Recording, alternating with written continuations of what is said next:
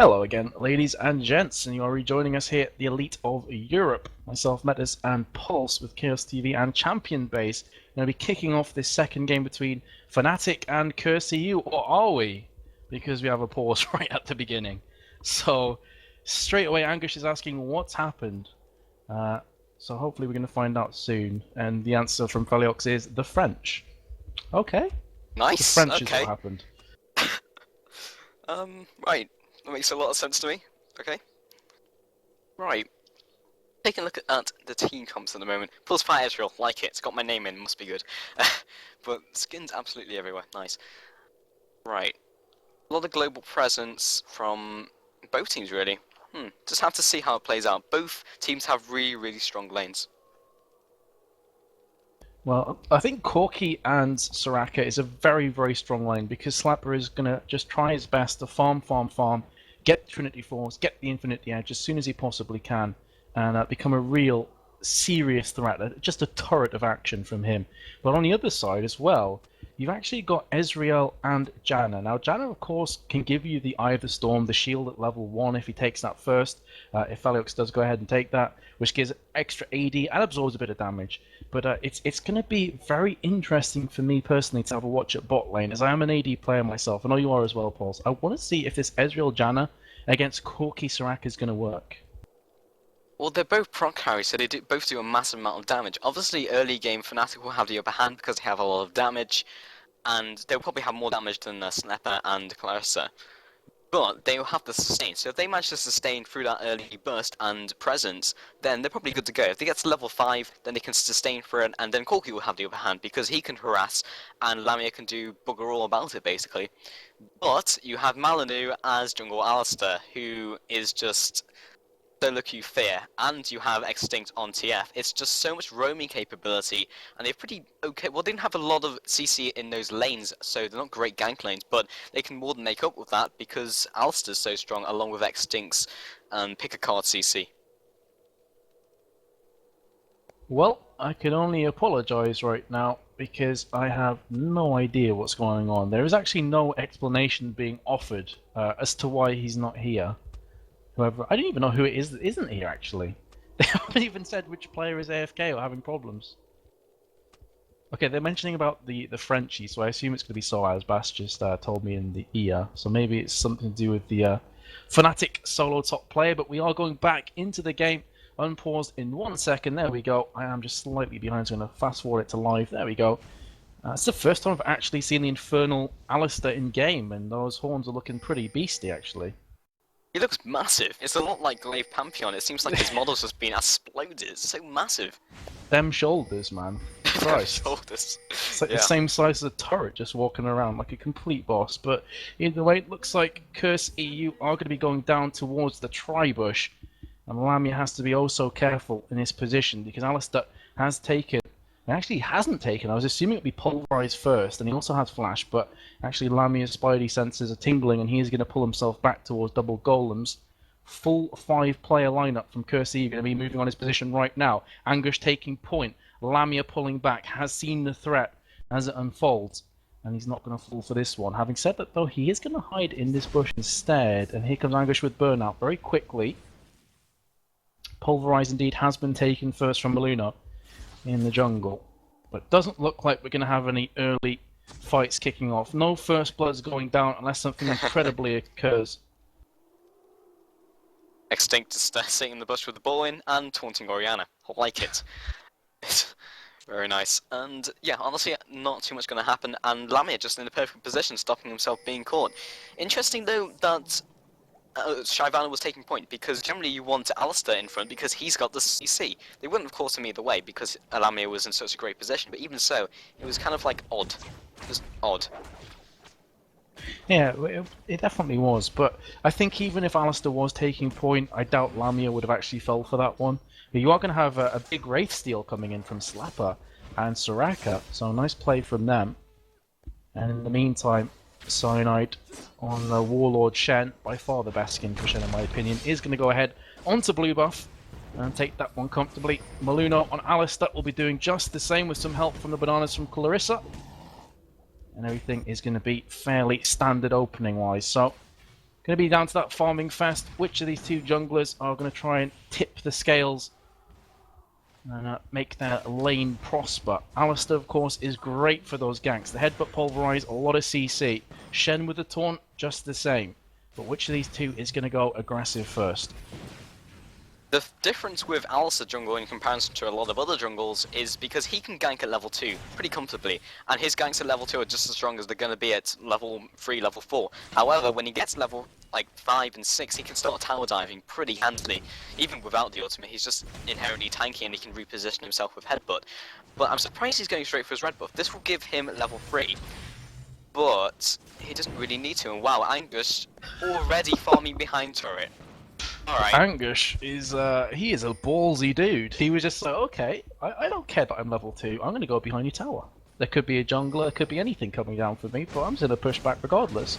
So ballsy, didn't get punished for it.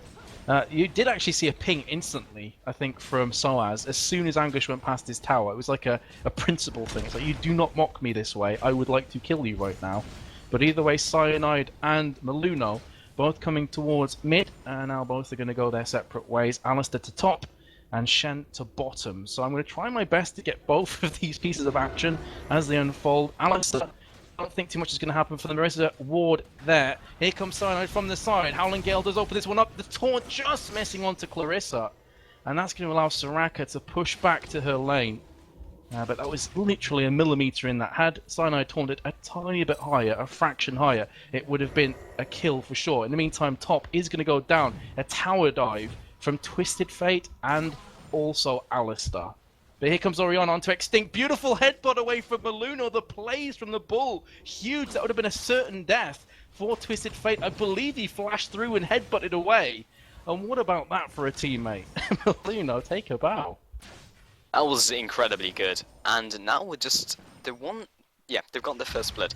I was just trying to fix a problem with the stream. So, not too much happening in farm, but actually Angus really far ahead of Malphite right now. Obviously he got first blooded, and all those minions were out of the turret. So, yep, Shyvana already opening up with the extremely strong laning phase, and that's exactly what Shyvana does for you. Interesting. Especially against an opponent like Malphite, who is pretty much anti-AD, and of course Shyvana is AD. However, her burnout does magic damage, and that's a significant portion of her strength, so that's why she's such a competent top laner, and I'm surprised you don't really see it from many other top players.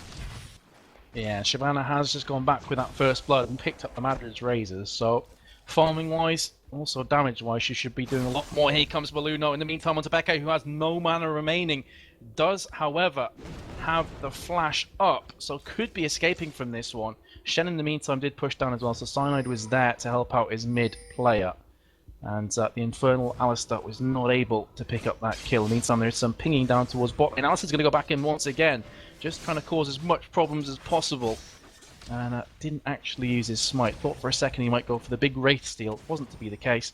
And he's going to pull back to his jungle. But already 1k gold advantage, courtesy of that first blood coming in for Curse.eu. There's Fate looking for another gank at top. Doesn't even have level 6. There is a ward there, though he should be okay. Yeah, it's fine. It was really irritating for Alistair right there because he was literally a Teemo away from Xpeke, and then he would have been able to pick up that kill for sure. Because the thing with Alistair is that when he ganks, if he gets in range for the headbutt, he's in range for Pulverize as well with the Charge Slam combo. So, yeah, very, very scary. And especially with TF, who can follow with even more CC with pick a card. Yeah, I mean, normally you'd expect Twisted Fate just to gank 26, but this time Extinct's like, oh, don't need Destiny, I'm just going to gank regardless at top if there's an opportunity there. So lots of communication, lots of awareness as well. We're going to have more action at bot lane. Clarissa could be going down, lots of damage. Is it going to be enough? Yes, it will. Lamia claims the kill, and lots of tower damage though in the meantime. Slepper is all by himself, but that's going to be the 1-1 scoreline coming out. And importantly here for Fnatic, Lamia picked it up onto Ezreal. It's going to make his lane just that little bit stronger. Yeah, it was almost like nothing was going to happen there because Cyanide taunted them, and then his bottom lane didn't really react for a couple seconds, but still picked up the kill because it almost looked like Curse turned around to try and hit Shen, but that baited them long enough for his team to catch up, and then they picked up the kill on the turret. So looking for another gank here, Maluno and Extinct coming in at the same time. And they go around the back of Pekka. This is a beautiful gank here. Pekka getting pushed against the wall, then pulverized up, and the gold card on top of it. Ignite is ticking down, but it's not going to be enough damage. Here comes the Destiny, though, from Twisted Fate. Is he going to go for the dive? No, he's not. So, again, so frustratingly close for Maluno. Amazing that Oriana was able to escape there, purely down to her protect, her command protect, her ball coming to her rescue. Yeah, and there could be a joke made there, but I don't really want to do it. I was thinking about it subconsciously, but yeah. Not going there. So Maluna could have picked up that kill if he had actually headbutted first and then waited for the pulverize, because then that would have been an extra couple auto attacks. But unfortunately, I think he thought he might actually pop her over the wall, and that's a real issue. So yeah, he was better safe than sorry, but that didn't really pay off for him. And Maluna, nice. Just Soad stopping Maluna from recalling, and now he knows there's a ward there, so that's a good thing and a bad thing, because it's irritated him, but now he knows there's a ward. Yeah, true, but that ward is actually going to run out of time very, very shortly. The next time Alistair comes to top, the ward is going to be long gone. Twisted Fate actually went in for the blue, but Soraka picked it up. So I'm not sure if that was a mistake, but Clarissa has blue instead of Twisted Fate, and that could be quite a big deal in mid lane. But either way, Malphite is going to keep pushing around regardless. Has 2 wards actually, so he's going to continue to make sure that he is just fine with vision. Hanging around Baron buff, he's on top of a ward, so he needs to be careful here because Extinct is on his way. But instead Extinct is going to be picking up those wraiths alongside Alistair. Important to note as well that Twisted Fate has gone for Boots of Mobility, so he wants to be a ganking fiend in this game. Yeah, a lot of roamers, it kind of makes sense, like Talon, like so many of those sort of roamer champions, if they don't have anything inbuilt, I mean, he does have his ultimate, but he doesn't have anything flat, like any sort of increased mobility. He doesn't have Janna on his team, he doesn't have anything. So it makes a lot of sense to go for mobility boots, because also, he has to move out of his lane very slightly to actually use Destiny, because it's not going to reach bottom lane from mid. So in that short time, it gives his mid lane even less time to call the SS, and less time for that bottom lane to react. So it may only be 1-2 seconds, but that's often all they need. Anguish going ballsy again behind the tower, but unbeknownst to him, Shen is actually at bot lane, so he's going to be just fine for now. Shen waiting for the opportune moment to strike, still at the tower. Maybe waiting for this last minion, this last straggler to go down so we can push into that bot tower. That bot bush, I should say. Here he goes, right now. On the mark. Destiny has came up. They're going to be looking for this gank towards bot lane. In fact, it's going to be Twisted Fate going towards top lane with a gank. 3 versus 1. Soaz actually ultimating away and does manage to survive. So once again, Fnatic somehow, some way, managing to escape with about 2 to 3% HP at maximum. And Curse.eu doing their job correctly, but just not being rewarded for the efforts right now. Yeah, they're countering their sort of comp really well, because actually, meanwhile, at bottom... Bottom we're going to have more action here. Lots and lots of burst damage from Ezreal, but will Clarissa get taken down, sorry, I should say, from Ezreal? The answer is a resounding yes. The 2-1 and the instant mark onto Drake afterwards, 10 minutes 30 through the game. There is a ward down there, but there's pretty much nothing that Slapper can do from this position. Maybe a rogue missile barrage may steal Dragon, but that's his best case scenario at the moment. He's trying to harass, waiting for the rest of his team to come in, but he has been taunted. Slapper will be going down very quickly. Indeed he does. Here comes Twisted Fate and Alistair from the backside, and I think Slapper may have just prematurely pushed in. Had he waited another 2 or 3 seconds, Alistair and Twisted Fate would have been in the position to have helped him out. The rogue cannon minion, which just followed X-Peke all the way from mid. Very nice. Just kind of zoning them out here, and they should be able to take this. There it is. And, okay, interesting ultimate from X-Peke. Oh man, was that whiffed. That was nowhere near anybody. That's just a bit of a mistake coming in. Anguish is going to fly over the side. Lots of damage being put down, and Anguish is very tanky in Dragon form. Dragon's Descent was used. But again, Fnatic are going to be able to escape. What I'm assuming there from Peke is he thought he had enough mana to throw out his Q and then instantly ultimate, but because he didn't have enough for his Q, he's just kind of ultimated on himself. That's the only explanation I can think of, or just a pure mistake on his behalf, one of the two. Yeah, I always get the feeling that he was trying to use ultimate, and he was kind of in range for a split second, but I think he just maybe underestimated the range on his ultimate, which was significantly less, obviously. But yeah, even so, they are 3-1, and they picked up that Drake pretty handily. They are about 1 day ahead, so they're in a good position right now. And on the opposite side, they're kind of winning harder than it looks, because a lot of Curse's strength in their composition is all in laning phase, and if they're losing in laning phase very even slightly, then their composition is somewhat failed, because Maluno has not destroyed them with the Alistair and bottom. Oh my god, that damage that Corki is doing. Slapper is hungry for this kill. He flashed and used his Valkyrie to get himself in close contention, and in doing so picked up the blue buff. Slapper with blue on Corki is going to be a real handful because his mana pool's not the best. Alongside Soraka, he's going to be able to spam those missile barrages, really push the lane, and get a lot of CS on top of that. How's he looking at the moment? 95 CS to 90, but I'm assuming that that difference is going to raise fairly heavily by the conclusion of this blue buff on Slapper, so definitely want to watch out for. In the meantime, at top lane, we're going to have some more action. Alistair is in that top bush, just waiting for a moment to come out there and put the gank down. In the meantime, Cyano's coming up as well. It's going to be a 2-1-2 situation. Dragon's Descent has been used. Nice flash used. Here comes Twisted Fate as well. Gold card has landed on Cyano. He is very tanky though. Underneath that tower, is he going to be able to get the maneuverability to pull himself back? Seismic Shard was used from Soaz. Ezreal ultimate flies past the danger zone. The battlefield just going right down the heart, not landing onto anybody other than maybe a couple minions. But here comes Peke from the side. The tower has gone down though. So Peke would be smart to pull himself back, and that's going to be the case. So another tower dive, not quite working out on kills, but they did manage to push down the top tower. That's important. They're doing so well right now, because even though they got top tower, every time they gank, it's just not resulting in any sort of profit. This time they actually did get the tower, but even so, they're just not in the position they should be with that composition. Meanwhile, Fnatic will only prove to get stronger. In mid-game, they're really, really strong, and late-game, they have slightly better scaling. So, it's looking good for Fnatic. They're only very slightly ahead, actually, they're behind right now because of that tower kill, but they are still ahead because their composition hasn't failed them yet. Yep, absolutely. So, we are 14 minutes 20 through the game. Goal difference, basically 0. In fact, it has just gone 0 as I said that. Very, very close. Map advantage slightly in favour of Curse.eu because they do have that top tower down, but it's nothing to write home about. Oh wow, I'm not sure if you saw that, but once again, Extinct's blue has been taken from him, this time by Alice's trample. So he's lost 2 blues, 2 donations, meanwhile bottom.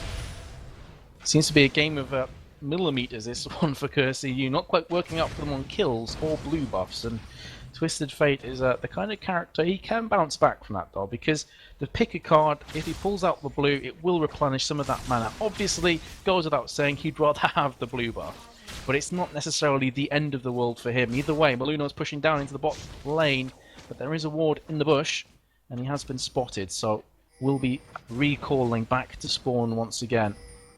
And lots of pings going in from Curse.eu, not too sure what they're pinging for though. Maybe a split push. Not too sure. Yeah, perhaps, but if Fnatic gets ahead, again they have a very snowbally team, because they of course have Shen, which always means you're going to snowball, or if you get ahead, because it means he can split push, and you always have that awkward situation, which we've seen so many times today actually, so many times today. So yeah, that Shen pick I think is going to do work when it gets into later in the game. Yep, Shyvana, once again, Anguish is very, very aggressive, has the Heart of Gold, and also the Avarice Blade. So, Avarice Blade, by far, I would say, is the least seen gold per 10 item, but we're going to see it this game. Has got to a level 11 alongside Soaz. Mid lane, let's have a look at the CS difference. Twisted Fate 137, Orianna 140, very, very close. Both AP carries are going to be recalling. Let's see who has more gold. Well, Orianna nearly has 2,000. And Twisted Fate with 1,200. So Twisted Fate's going to pick up a Sheen and a Blasting Wand, and Orianna is going to go ahead and finish off that Rod of Ages. So she's going to be tanky, putting out a lot of nice damage on top of that. But still, I said it before, say it again, this game is absolutely anybody's. It's so incredibly close. Right now, Fnatic have realised exactly what they need to do. They need to dig in and wait until late game where they're strongest, or where they outscale Curse. And look at all the gold per 5 items. Yeah, they've recognised what they need to do. Meanwhile, bottom... Anguish. Well, he has been ultimated. Beautiful play there from Malphite, but here comes Twisted Fate. This is the strength in a nutshell of TF. He can be anyone in the battlefield when he chooses. It will be a kill onto Malphite. Here comes the huge damage from Orianna with her ulti as well. But will she be able to escape? Peke is being really heavily smashed upon. The Protect comes in, but beautiful flash card and wild cards from Extinct to finish it off nicely. So even though Orianna did use the shockwave, it wasn't enough. And that was a 2-for-1 exchange. Angush goes down, but I don't think he's going to be too bothered. Curse are a lot stronger than them right now, and Fnatic realise this, and they know they can't go for trade, but in that situation they were kind of forced to. And they just need to dig in, and they've got the right idea, they've got the goal for fives, they know what they need to do, but at the same time they can't get picked and then lose another tower top. This is exactly what Curse want. The laning phase wasn't great for them, but they're still stronger basically. They still have the composition which is going to be strong way into mid-game, and perhaps maybe later mid-game. Fnatic just need to stall. That's what they need right now, they need to stall. Oh man, not even 20 minutes has been breached. And amongst me talking, Drake is being taken actually from Curse.eu, but not even 20 minutes has gone by, and both top towers have been taken out from Fnatic. So this is not looking too good for Malphite. Soaz is ripe for the taking. He's going to have to push a long way away from safety. And this is going to allow Curse.eu to really dictate the pace. Maluno is up bot, waiting for a moment, but not going to happen. Instead, going to be pushing into bot lane. Slepper is going back, so I don't think... Okay, he's cancelled his recall. Maluno just walks into the next bush to find there's a ward there, so he's going to clear that one out. Now going to try bush, and we'll do exactly the same. There is a pink ward from Fnatic, but not for long. There we go, has just been destroyed. So it's 3-0 on towers, but very close still on gold. I'm interested in the Ambush Blade from Shyvana. You touched on it before, but it only builds into Ghost Blade, and honestly Ghost Blade really isn't built on anyone, and I'm looking at the synergy between Ghost Blade and Shyvana, and it makes sense, but I'm not sure if it makes sense over some of the other items which he needs. Phage, of course, she's got that, but then again, Wit's End is really useful. However, maybe she's putting the Ghost Blade in placement of Wit's End, which kind of makes sense. It gives less survivability, but more damage. Maybe that's what they need right now. They have a dedicated tank. Well, it's not complete dedicated because he's a support jungler and he's fairly squishy inherently, but he is extremely strong because of his ultimates, so it makes sense that Shyvana would go for the more bruiserish build than the pure tank. Oh, flash used there from Slapper to get out of danger, but here comes Twisted Fate from the side, does land the stun onto Lamia. Nice Howling Gale from Janna, but it's not going to make his AD carry survive as there's just too much burst damage. And again, wow. That Twisted Fate just appearing and turning the tides of a team fight. Maluno says WTF. I'm not sure what that was about. Maybe the Howling Gale that came across. But here comes Corki from the side onto Peke. Lots of burst damage being utilised. He has already finished off that Trinity Force, as I said before. Trinity Force on Corki, especially this early in the game, is ridiculous damage. And it's going to be the fourth tower falling on top of everything else that's starting to work quite quickly against Fnatic. It's going to be difficult for them to actually control any of the map here, Pulse, because they're losing towers thick and fast. Yeah, as I've said before, they've recognised what they need to do. They need to dig in, and they need to get to late game, and Ezreal's recognised that as well, because he's not actually gone for Triforce. He's not looking for that mid game, he's looking for late game. He's got the Bloodthirst, so that's going to charge up. Probably next is looking for like an Infinity Edge. He's just trying to get that late game build, but it's just not working for them because they're getting pushed in too hard. And Curse, on the flip side, have realised what they're trying to do. Look at all those gold items, they're trying to dig in, guys. We need to push as hard as possible, be super aggressive, and their team comp really allows for it. High mobility from Shyvana, just counter jungling all the way. You have the ultimate Destiny from TF, you have just Alistair with the massive CC just early on into the game. Corki is a proc carry, he's extremely strong, as you said, he's got Trinity Force, he's got a lot of mid-game power. They're just trying to force them back as much as they can before they can turtle up. Yep, so let's have a quick look at some of the items being built. Lichbane on Twisted Fate, so he's gone for all the movement speed. Lichbane on top of mobility boots. He's going to get places very quickly. Alistair also has mobility boots. Let's have a quick look. Trinity Force, as I said before, Riddle's Lantern and Phage onto Shyvana. If we have a look on the other team, Bloodthirster, as you mentioned, and the BF Sword onto Ezreal, so a lot of AD, but he hasn't finished his boots off just yet. Glacial Shroud onto Malphite, pretty much a certainty that he will go Frozen Heart afterwards, and also the Rod of Ages on Orianna. Although she does have 950 gold in her back pocket to spend. They're going to be chasing onto Extinct here. Oh, Malphite ultimate's in, but a quick flash from Twisted Fate, making sure nothing else happens to him. Pulverized headbutt combination comes into effect onto Soaz. And here comes Corki from the side, but slightly out of position, too far ahead of the rest of his team, so quickly withdrawing back, realizing he was in a tad bit of danger.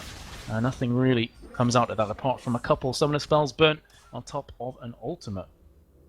And this is the thing. Curse have an extremely strong mobility comp, and within a matter of seconds, they were just all over them. There was 4 people mid, they were outnumbered, and then boom, you've got Slepper, you've got Maluno. They're just all over it, and it looks like they're clearing out Baron right now. Sorok hits Baron, great. Actually, no, they're going to start it. Wow. 22 minutes 30 into the game. This is fairly early as Baron attempts go. Usually about 24 minutes. It's not warded, and Fnatic don't even know it's happening, I don't think. I think maybe Cyanide's twigged, but no. Wow. That was insane. Talk about taking advantage and making it even more. That was crazy from Curse.eu, but it worked out for them. Because as you said, no ward coverage, no one really reacted to that one, and now 23 minutes into the game, Baron is going to be such a big, pivotal advantage for Curse.eu. Shyvana's going to push top. They don't really need that in this position right now. So, in the back of Fnatic's mind, they're going to be like, okay, we have 4 players ahead of us that have Baron. We need to be careful for them. But on the flip side, we've also got Shyvana pushing very aggressively at the top lane. So we need to make sure that she doesn't go ahead and sneak an inhibitor right beneath our nose. And that's exactly what she's going for right now. This inhibitor tower is being attacked very heavily. Soaz is coming around from the side, but by doing so, it's left Peke completely open in the center. And he's going to get burst down. That, in a nutshell, is why you split push in League of Legends. You draw out the opposition and you try and pinch around and close down hard, and that's going to be yet another tower to Curse.eu, the 6th now, without any retort, any retaliation whatsoever. They could also pick up this inhibitor tower, and this could be a very quick win actually. Either Storm comes out onto the tower, the true shot barrage from Ezreal, some more just harassed than anything else, wasn't hoping for a kill or anything there, and an inhib will go down, Pulse. That's kind of impressive actually, from Baron to an inhib, just like that. And Shen's just kind of chilling at bot lane. I don't understand why Shen's split pushing, and TF's going to catch him out as well. And there's I don't know if he can get away though. He's got 4 people closing on his position. His allies are also coming in as well. They could maybe take out Shen and turn this around into a team fight, and that's not what Fnatic want right now. Uh-oh. Cyanide, I think you're a bit dead, dude. Yeah, Slapper's going to come in and pick it up. So 7-4. First tower has gone down from Fnatic. That was Shen at bot. Dragon also falls. So gold is starting to snowball out of control down a very steep mountain. And it's really just a case of when Curse decide to finish off this game, to be honest. Again, I can't really see how Fnatic can pull themselves out of this situation, Pulse. They're just so far behind. Yeah, that was I don't understand why Cyanide was pushing bottom. You only split push when you're ahead. If you're behind, you've let it basically be a 4 versus 5 against a team which is significantly stronger anyway. Then become a 5 versus 3, and that's an inhib gone, and then get picked off yourself for a single outer turret. That's not worth anything. That was a really strange move. It was desperation, but it was an odd desperation move. And as you said, there's very little they can do. They're 10k behind right now, they've lost Baron, they've lost an inhib this early on into the game. It's a massive blow, and there's very little they can do. They're trying to dig in, they're trying to get to late game with all these gold per 5s, gold per 10, sorry, but they're getting pushed in too hard because of it, because they have no team fighting strength, because they've gone for those gold per 10s. They don't actually have damage items or sustain items, they simply have those items which allow them to get into late game, and they can't stall with it because their characters don't have the base damage or the base stats to be able to deal with the pressure that Curse is putting onto them. Yeah, it's really one-sided right now, and it's difficult to actually try and gauge as the massive discrepancies in items. If you have a look at Shyvana, Frozen Mallet, Wriggled Lantern, Wit's End, have a look at Malphite. He has a Frozen Heart. That's kind of it. The rest of them are part and parcels of different items. You've got 3 gold per 10s, but it's not really doing anything for him right now. And Corki with a Trinity Force and Infinity Edge. So strong. And on top of that, you have Baron. So again, we're going to see a split push coming about. Twisted Fate can do this all day long. His destiny is on cooldown. He can quickly join his teammates if something goes down at top. And in the meantime, we are going to have an engage from Malphite jumping in, Shockwave afterwards from Orion. A lot of burst damage, but is it going to be enough? The true shot barrage from Ezreal will hit Slepper in the backside. This is looking quite good from Fnatic to start off with. Anguish is soaking up a lot of this damage. Monsoon pushing him against the wall. Will flash through the wall to escape. And here comes Malphite in hot pursuit. Don't think he's got any hope of doing this. And in amongst all that, ladies and gents, look at Extinct. He is taking that bottom inhib like a boss. He does not even care. It's going to go down. That's 2 down right now. So that bait at top worked to a charm. Cyanide tries to come in and lands a taunt, but again Extinct's going to flash out of the path and maybe turn this one around. No, he's not, because the rest of his team are kind of pushing back as well. But again, the split push working to perfection. Heke has been caught and will be taken out by, or not, maybe. Nope. Counterface. Alistair just bulldozing down Oriana. As we said before, them shoulders, you would not want to be charged into by that guy. And here comes Extinct, looking to pick up the pieces onto Cyanide. And amongst all that, the super minions were pushing mid fairly heavily. Well, Nexus Towers has lost about a third of its health. Here comes the rest of the team to finish it off. Slepper with that AD is going to cut through these towers. And that could very well be the GG right here, right now. Nexus is bare. And it is being destroyed from Slapper and Co. That's going to be first game, first blood in this best of 3 to Curse.eu. And only 12 kills went down in 28 minutes. That was a clinical display of how to make the most of an advantage. Yeah, it wasn't so much that they were getting the kills out, they just had the map advantage, they pushed down the objectives, they took every advantage, almost Moscow 5 style, but it was definitely Curse, just in a nutshell. It was just so well played.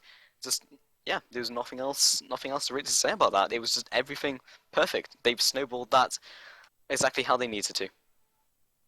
Alrighty guys, well, we have no idea how long it's going to take before the game 2 of this best of 3 kicks off. We could get an invite anytime, so we're going to cut back to a quick commercial break with a bit of music thrown in. In the meantime, you can follow Champion Base on Facebook. It's facebook.com/championbase.net. You can also go ahead and look at the schedule and all the information at championbase.com. You can also follow Pulse on Facebook. Go ahead and do that now, guys. He deserves some love and some appreciation. That is facebook.com/what's-your-pulse. Same for his YouTube as well. And finally, you can follow myself on Facebook. It's /MetisTV. So we will be back very shortly for game number 2. Don't go anywhere.